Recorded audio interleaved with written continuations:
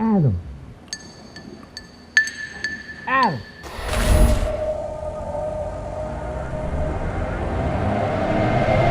Adam.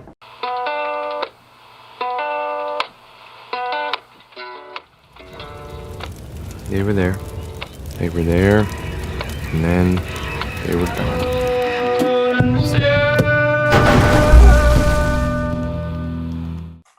Buddy, it's so good to see you. So good to see you, man. Thanks, man. And Mom's house. Oh, love the it. memories, right? Yeah. Now, Yeah, we just the lasagna. and of course Stouffer's every time, but she never Every told time. you it was that. And now I No. dropped that fact. Yeah. Sorry, Mom.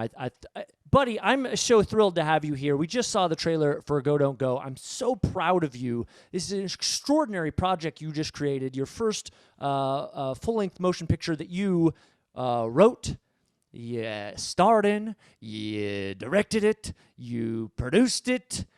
You're the multi-hyphenate. And this is so exciting because it comes out this Tuesday, January 12th. And what is incredible about the film was how much it stuck with me. I mean, I think that the post reaction and thoughts to the film were even greater than being amidst it. There are so many questions for us to answer as the film goes on. You don't, by no means, lay it out right off the bat, and you make us as an audience member work. And in particular, as this film is it's sort of a post-apocalyptic sort of post-apocalyptic thing, right? We're in a world where there aren't many people, essentially. Something has happened, and we don't know what it is. Yeah, something's happened. Everyone's gone, and it's just kind of the last person alive, we think. And Which is you. Thinks, yeah, me. I play a character named Adam, which is ironic because Adam is the first man, and in my film is the kind of the last man. And yeah, it's just kind of about We've seen these movies of, things like I Am Legend or these big kind of disaster end of the world movies. And there's always someone who's like a biochemist, marine, and they're going to like fix it. And they've got guns and they're going to like solve the problem. And when the reality is like, what if it was just a normal person? And not only a normal person, a guy that's kind of okay being alone, but also wouldn't go out very often. And yet in this film, that's essentially all he does is forces himself to keep going out into this world that is uninhabited. But this film is predominantly you on screen with something you wrote and something you directed. Yeah. There's a lot of pressure there. The trifecta of nerve-wracking. Yeah. I certainly understand the feeling.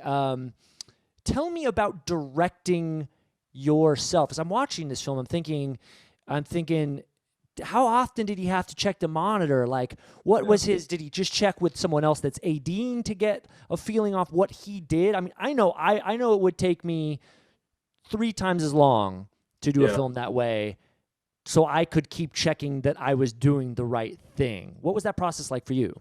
Yeah, it was a combination of a lot of things. I mean, first, it definitely helped that I wrote it because I just knew front and back. Yeah, I just knew the material and I knew kind of the emotion of the character and what I would want to be conveyed there. And I did, it got to a point where I was kind of writing it for myself at a level, or at least writing it in a way that I felt like if push came to shove, I could do it. And then on set, again, you're definitely relying on the people you put around you. If I'm on camera, I'm not behind the camera looking at a monitor, looking at myself perform. And I had people behind the camera that I could lean on and rely on, that I trusted their opinion, and I knew that they were going to be brutally honest with me, good or bad. And I knew that they knew the material and they knew what was inside of my head.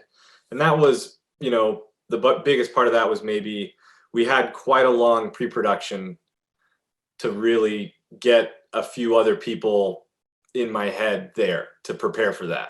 At the end of the day, I would go home with the footage and I would just kind of watch rush raw dailies as I was like in bed. Like I would just kind of scroll through the computer and just watch stuff. I told about all the hyphenates you did with this film, as a writer, director, actor, and producer, but the person that's having to do to wrangle, to get money, to prove to people this is the right idea, to see it through is the most admirable and biggest accomplishment of this whole process. Yeah, and that, I mean, yeah, it was, yeah, you got to convince people to want to make this little indie film made by someone who nobody knows, starring the same guy that nobody knows. And it's kind of a strange, esoteric idea that isn't like some big blockbuster. And yeah, you got to convince, you know, crew members and all the talented people you know to come and work on it with you. And of course, you're paying people, but you know, you're still calling in favors and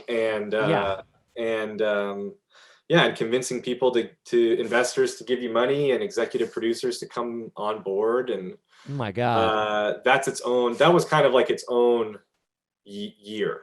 Yeah, I bet. That was a year of like figuring all of that out. Like, can I convince all these people to follow me along to make this thing? I think you look in the dictionary at the word follow through. Yeah. You find Alex Knapp. That's Maybe. I think so. Yeah. Well, congratulations again. I cannot say how proud I am of you. And for those tuning in now, we preface this coming into our interview, but I've known you for almost 15 years at this point. Could be more than that, maybe even two. Oh yeah. my gosh. Or I guess, yeah, 15. Yeah. Since I was Known or know of each other. I mean, we were in the same universe because we grew up in the same part of Portland and we went to the same high school. The difference is we're 8 years apart. Yeah. You were like a comedy mentor for me, and then became and vice versa. Yeah, and then became a frequent collaborator, and we did a bunch of shows together. I was a part of the very early incarnation of a version of this show years and years ago. That's right. You literally did so I've been doing this show for over 12 years. You did the very first shows we ever did of this program. Yeah. You did like every time you'd visit from college, you were doing like pop-ins and walk-on characters. I mean, I know you through teaching you in high school. I taught your friends who were older, and they kept saying, "Oh, you got to bring in this guy. You got to bring in this guy." And I was like, "You guys are impossible as is. There is not. I'm not adding one more." And then the truth is, you were then the easiest person to work with. Yeah, but I also like would egg those other guys on. It became maybe even worse as well. Once the crew was all the time we have today, formed. apparently. I mean, the energy that your friends and crew and now my friends have had has always been inspiring. That's why I say there's the mentorship. In some way, it goes both ways, especially what you're doing now cinematically. We learn certainly from each other. But we've done incredibly hilarious things together, incredibly stupid things together. Tell me a memory of whether it was in when I was an instructor or we were peers working and doing comedy together. What's an enduring memory you have? And there are many. There are many. One that jumps to mind is I played a character, Bed Foreman. Sure. The idea being that when I started doing this talk show, I did it in character as an inspirational speaker named Ed Foreman, and you were one of his children, and he named every child, which he had like 80 plus after where they were conceived. Yeah. So you were Bed Foreman like the second or something. Yeah. Of 11 beds. Yeah. And only so many of the children ever made a physical appearance. Yes. And so I was one of like the main children that would physically appear for bits. A huge child that was busting out of a onesie, larger than me, would always make sure he found a way to my lap.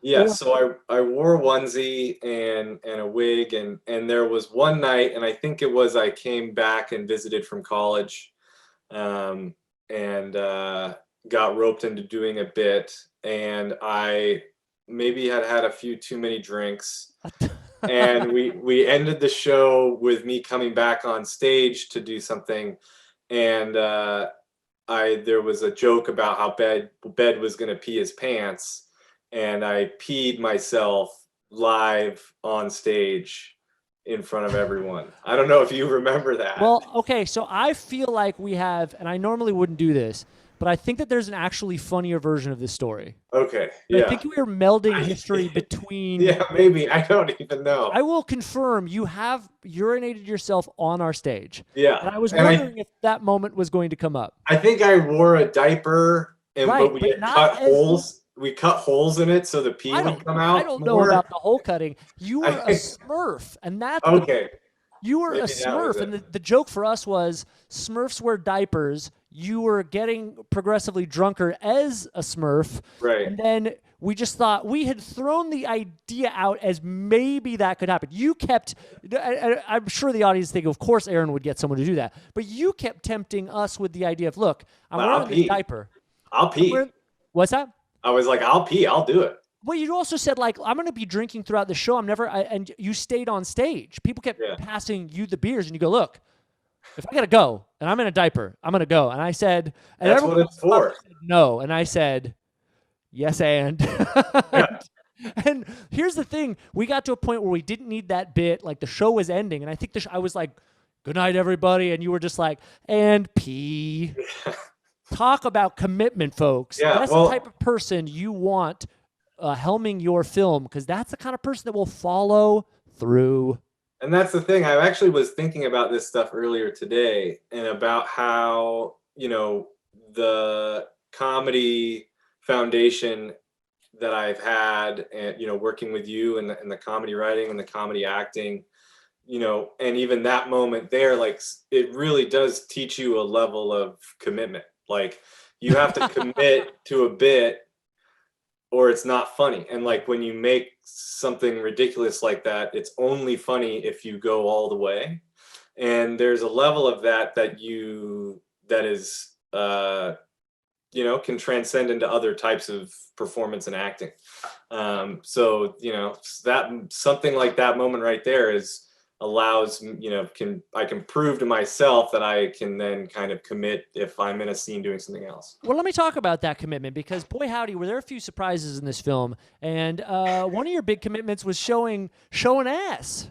Yeah, and actually, there's some footage on left on the cutting room floor. Oh, don't say it. I'm sure there is. I kept thinking to myself, he's gonna show his ass twice, and then he's just gonna throw a little ween in there because he can. Yeah, I That's thought what you're getting at. You did show you had full frontal in the can, but instead you only showed your can. Yeah, I mean, it's cropped. It's just cropped out in the scene that you're talking about. It's just below the frame. It's tough. There, you had to spend the most you spent in your budget was trying to eliminate that hog.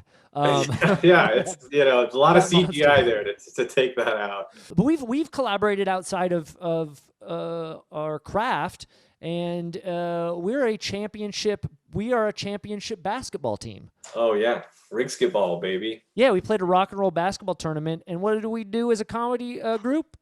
Crushed them, slammed them. Slammed them. None of us can actually dunk, so we didn't actually slam. Yeah, but we put the ball in the basket. That's right. And they weren't too happy about all these like punk rock, cool guy punk rock bands, and these comedy nerds come in and wipe the floor with them. Well, we definitely did that because we didn't lose a game, not a single one. But I think the most punk rock thing in a punk rock tournament is the outsiders. The comedy nerds coming in and wrecking everybody. Now you have some basketball experience. You played for high school of Wilson. You played at the new school over in New York. I got to ask about this. We've had an incredible Jeff Goldblum impressionist do our show, Josh Robert Thompson from The Late Late Show. And everyone loves a Jeff Goldblum and his idiosyncrasies and whatnot. But your connection goes further. You played hoops against Jeff Goldblum, tall, lanky Jeff Goldblum. That's right. Yes, past the rock. What the hell was that like? Yeah, no, we used to practice in college at this like pretty high-end gym called Chelsea Piers, and we would have one court, and there was like a couple courts next to it, just separated by like a netting. And we were practicing one day, and somebody looked over, and Jeff Goldblum was like shooting on one of the hoops, and he was huge. He was there because they shot Law and Order underneath it, and he was in one of the Law and Order reboots or whatever. Oh, I didn't know that. Yeah, and he was, he's like 6'5", 6'6", and he's like in really good shape. When you're 6'3", right? Yeah, I'm like 6'2", 6'3", but he was big. He felt big, and he was like big and strong, and like in good shape, and but man, he was horrible. He was not good. It was rough. I mean, he was tall, so he was close to the rim and he could put things in, right there. But yeah, he was just kind of big and kind of stumbling and bumbling Oh my. but he was a super nice guy, and did you ever play against him or with him or both? I think we played like a little 3-on-3 after practice and roped him into playing with us. And I think I was on the other team. But, so you not only are champions against punk rockers, you're champions against A-list actors. That's right. Yeah. Ooh, boy, you better watch out, Hollywood. He's coming. That's right. Yeah. Speaking of which, with Jeff Goldblum, I feel like is like the closest you could get to playing Prince. Right? There's the whole like Charlie Murphy stories, and Prince goes and plays basketball, and they're like the screens are very touchy feely and like game blouses. I can imagine Jeff Goldblum having like boxing out or being at the free throw line with like tickles, like he's like, oh well, nice shot there, nice shot. Which way is the ball going to go off here? Oh, hello. And I would imagine him being very good at spinning the ball on his finger, and that's it. He'd be like, whoa. And he surprised himself. He's like, oh. He'd be like, whoa. Yeah. No, he was aggressive. He was physical. Really? Did you like catch a bow from him, or did he's he like? He's a big guy. Yeah, he would like go for a rebound and go flying. So he does have. So he wasn't like.